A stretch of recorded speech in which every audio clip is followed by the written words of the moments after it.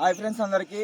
తెలంగాణలో సంగారెడ్డి జిల్లా సదాశివపేట మండల్ పొట్టిపల్లి గ్రామంలో మనము జొనషన్కి అయితే వచ్చినాం ఫ్రెండ్స్. ఇప్పుడైతే ప్రతి ఒక్కరూ ప్రతి సంవత్సరము ఓన్లీ మన పత్తి పంటలే వేసుకొని జొన్నలు కానీ రెండు బోర్లు ఉన్నాయి కానీ రెండు పంటలు అనేది పెట్టకపోతుర్రు. ఈ సంవత్సరం మాత్రం పొట్టిపల్లి గ్రామంలో మనకు 50 ఎకరాల నుంచి 60 ఎకరాల వరకు జొన్న పంట అయితే వేసిరు ఫ్రెండ్స్.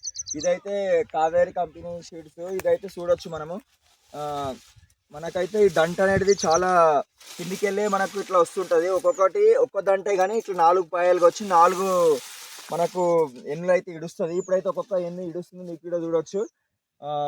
ప్రస్తుతానికి అయితే ఒక్కొక్క ఎన్ను అనేది ఇడిచింది. ఇది ఎన్ను అనేది లావుగా ఉంటుంది. అదేవిధంగా మనకు బరకత్ అనేది అవుతుంది. కాబట్టి ప్రతి ఒక్క రైతు కావేరీ సీడ్స్ అనేది వేసుకోవచ్చు. ఎందుకంటే మనకు ఈ కావేరీ సీడ్స్ వాళ్ళ గిట్ట మొక్కజొన్నలు కానీ పత్తిత్తులు కానీ ఇట్లా జొన్నలు గిట్ట వాళ్ళ గిట్ట తీసిరు.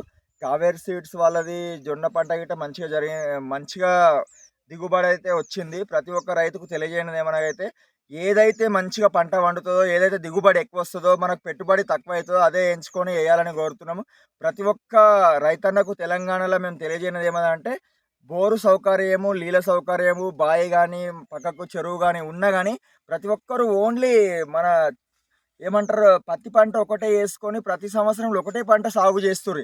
ఆంధ్రాలో అయితే ప్రతి సంవత్సరము ఎప్పుడైతే 3 నెలలకు ఒక పంట వాళ్ళు 3 పంటలు అయితే పండిస్తారు.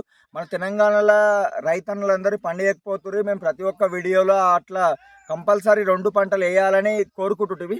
ఈ సంవత్సరం మాత్రం మా తెలంగాణలో సంగారెడ్డి జిల్లా సదాశివపేట మండల్ పొట్టిపల్లి గ్రామంలో అయితే ఒక 60 ఎకరాల వరకు జొన్నలు అయితే సాగు చేస్తున్నారు ఫ్రెండ్స్. ఇదైతే మనకు లీల జొన్నలే అంటారు, కావేరి కంపెనీ వారి సీడ్స్.